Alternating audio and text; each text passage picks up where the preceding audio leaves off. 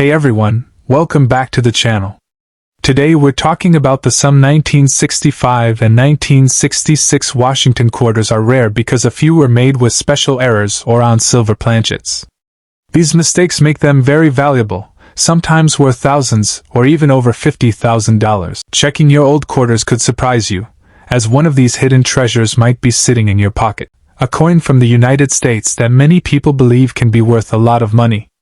You may have seen videos or posts claiming a 1965 quarter sold for as much as $23,700. And while that sounds unbelievable, there is some truth behind it.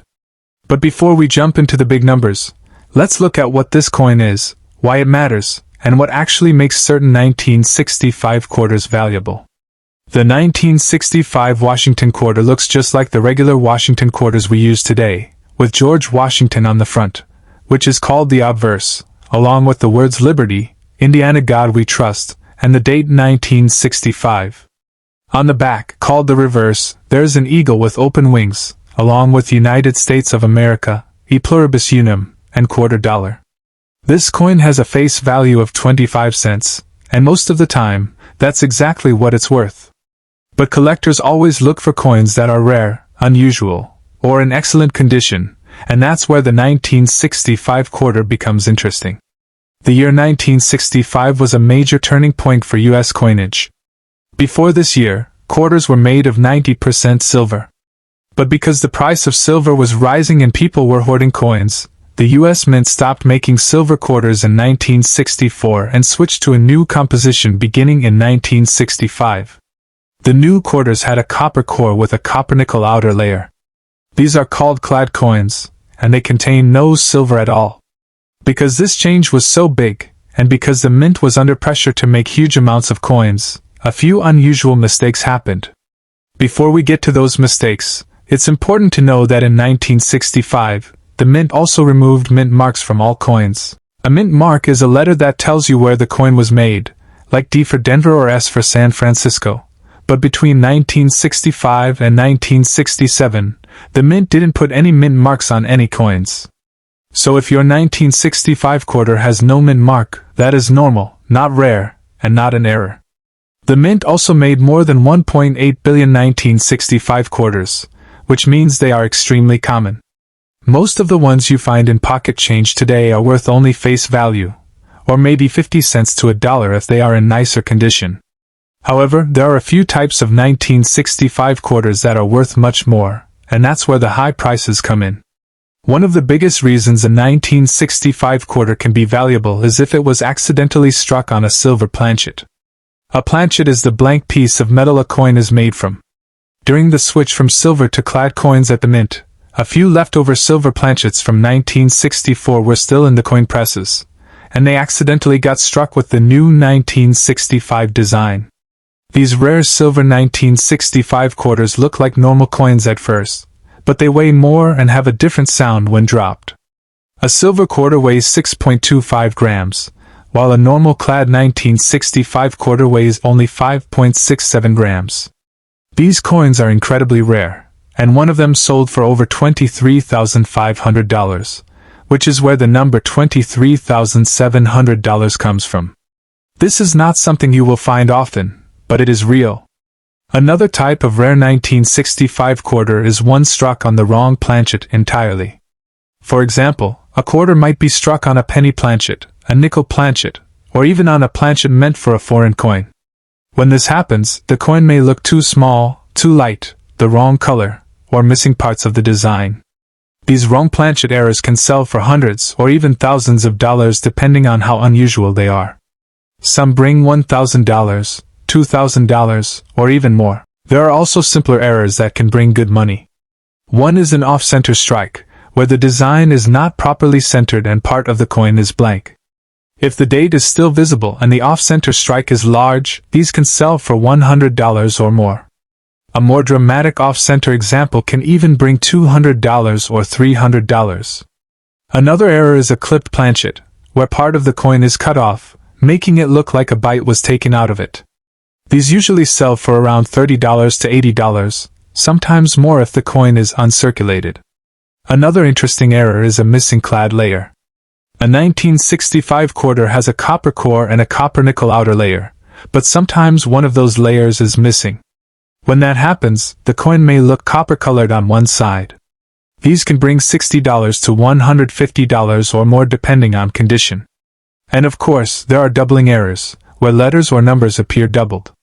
While doubling is not common for 1965 quarters, a strong doubled die could bring $100 or more. But the other important thing about 1965 quarters is something called special mint sets, also known as SMS coins. In 1965, the mint did not produce traditional proof sets for collectors. Instead, they made SMS coins, which have sharper details and a nicer finish than regular coins, though not as shiny as proofs. These coins are found only in special mint sets, not in regular circulation. Some of these SMS coins are extremely high quality, and grading companies like PCGS or NGC have given top grades to certain examples. One of these ultra-high-grade SMS 1965 quarters sold for more than $23,000, which is where the famous $23,700 value comes from. This coin had almost perfect surfaces and extremely strong details, making it one of the finest examples ever found. This is not a coin someone discovered in their pocket change. It was found in an SMS set and professionally graded. Most SMS coins are worth only a few dollars, maybe $10 to $25, unless they receive a very high grade, which is extremely rare. So when people say a 1965 quarter can be worth thousands of dollars, they are usually talking about one of two things, either a rare error like a silver planchet or an extremely high-grade SMS coin. Most 1965 quarters do not fall into these categories. Most are worth only face value, even if they look old or worn. You should be careful when watching videos or looking at online listings that claim ordinary coins are worth huge money. Anyone can list a coin on eBay for $10,000, but that doesn't mean anyone will pay that price. The only values that matter are real auction sales and certified coins. If you think your 1965 quarter might be valuable, you can do a few things. First, weigh the coin to see if it might be silver. Second, look for errors like off-center strikes, clipped edges, missing layers, or strange colors. Third, examine the condition. If it looks unusually sharp with strong details and very few marks, it may be an SMS quality coin. And finally, consider having the coin graded by a professional grading company like PCGS or NGC. Graded coins are trusted by collectors and sell for higher prices, and if your coin is truly special, grading will help prove it. Most valuable 1965 quarters are professionally graded, especially the ones worth thousands. Here's a simple value guide. A regular circulated 1965 quarter is worth 25 cents. A nice uncirculated one might bring $3 to $10. A small error might bring $20 to $100. A larger error might bring $100 to $300. A wrong planchet error could bring $1,000 or more. A silver planchet error could bring several thousand. And an extremely high-grade SMS quarter could bring $3,000 to $8,000, with the record at around $23,700. So yes, a 1965 quarter can be worth a lot of money, but only if it has something rare or special about it.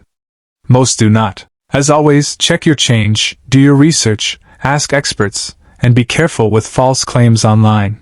The 1966 Washington quarter is a coin that many people talk about because of the high prices some special examples have sold for. Some people even say this coin can be worth $21,900, and that surprises a lot of people because most of us think of quarters as just everyday money. But like many things in coin collecting, the truth is more detailed and interesting than it might seem at first. The 1966 quarter is a regular coin in most cases, but there are certain rare examples and special types that can be worth a lot of money. To understand why, it helps to look at what the coin is, how it was made, what makes it special, and what kinds of qualities raise its value. The 1966 quarter is part of the Washington quarter series that started in 1932. On the front of the coin, which is called the obverse, you see a picture of George Washington.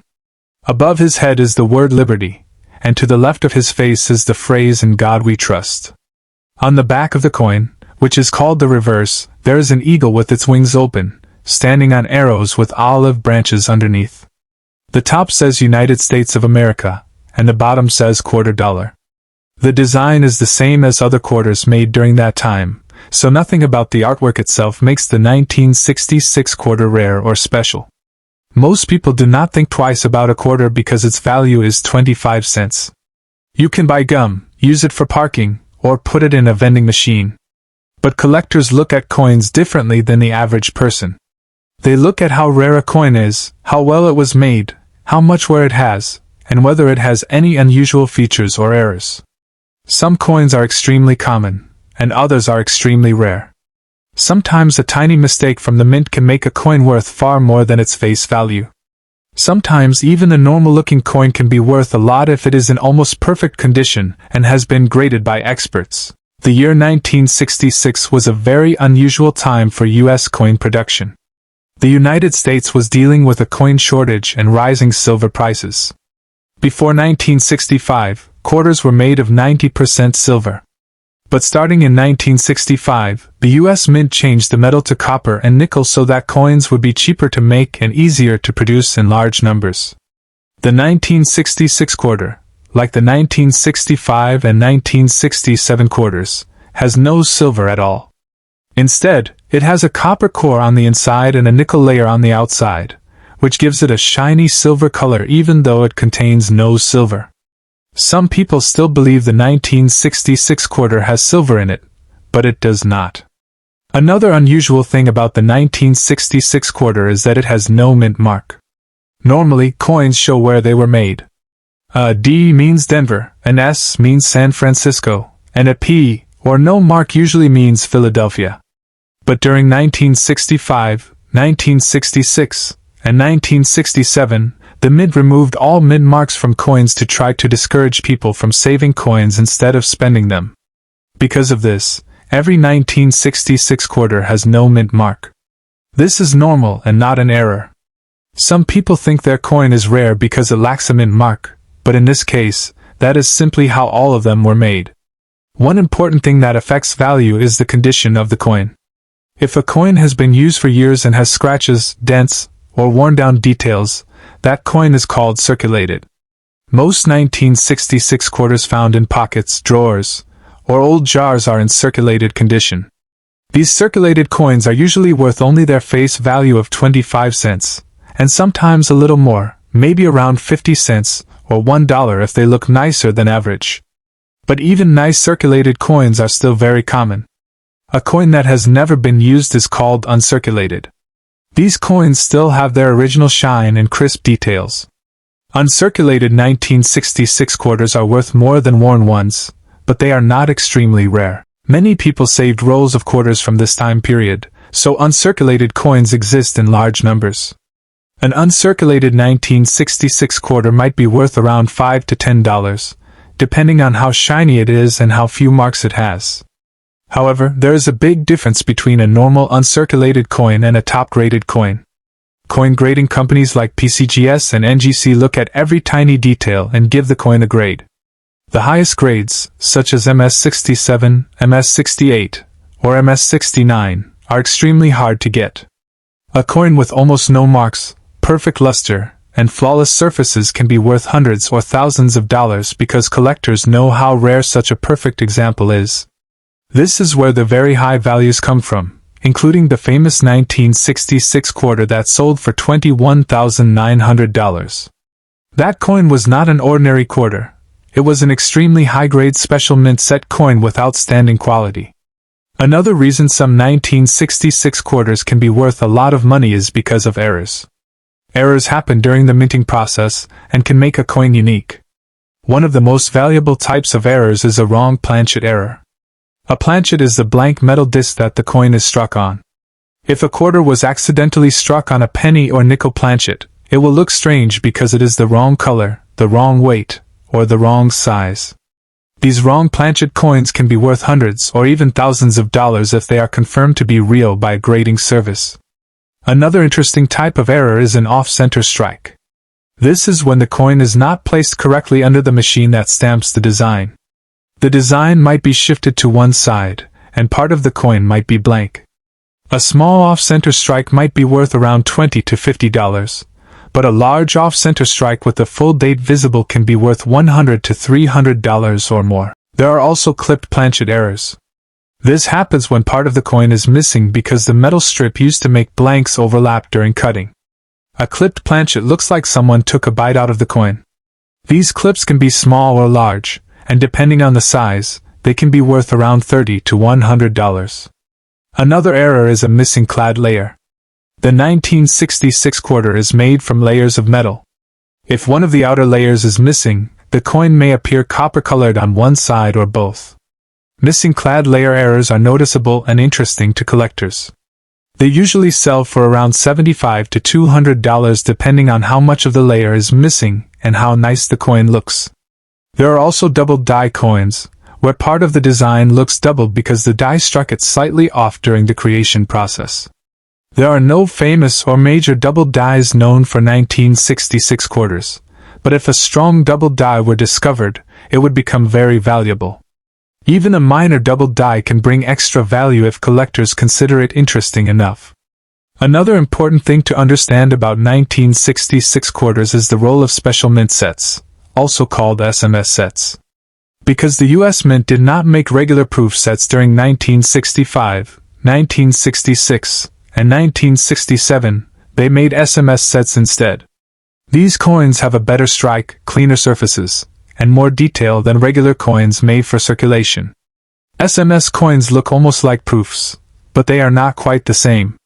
They are also made in smaller numbers and kept in special packaging. Some SMS quarters from 1966 are extremely high quality. Only a few of them have been graded at the very highest levels. These top-grade SMS quarters are the ones that bring the biggest money at auctions. The record price for a 1966 SMS quarter is the famous example that sold for about $21,900. That coin had almost perfect surfaces and incredible eye appeal, making it one of the best examples in existence. Most SMS coins are not worth that much, but a perfectly graded one can be. Because of the record-setting sale, many people assume that any 1966 quarter should be worth a lot of money. But this is not true. To be worth thousands of dollars, a 1966 quarter must be either a top-graded SMS coin or a major error coin, and it must be graded and confirmed by a professional company. Without these things, most 1966 quarters are only worth their normal value. If you find a 1966 quarter and wonder whether it is special, start by looking at its condition. If it is scratched, dull, dirty, or worn, it is probably worth only a little more than face value. If it looks shiny and uncirculated, that is a good sign, but still not enough to guarantee high value. Check for errors like off-center strikes, clipped planchets, wrong planchets, or missing clad layers. If you think your coin might be rare, consider sending it to a grading service for confirmation. Many people online list their coins for extremely high prices, but listing a coin does not mean it will sell for that price. The only numbers that matter are actual sold prices from real auctions. Places like Heritage Auctions and Stack's Bowers show real sales records, which can help you see the true value of rare coins. In the end, the 1966 quarter is a very common coin in its normal form, worth about 25 cents. But rare versions, especially special mint set coins in perfect condition or major mint error coins, can be worth hundreds or thousands of dollars. The most valuable one ever recorded sold for about $21,900. But that coin was a top-graded SMS example and extremely rare. Coin collecting is a fun and educational hobby, and part of the excitement comes from never knowing what you might find. Even a simple 1966 quarter in your change could turn out to be something special. The key is to look carefully, learn as much as you can, check facts, and when needed, ask experts for help. If you enjoy this kind of information, keep exploring, keep learning, and keep checking your coins.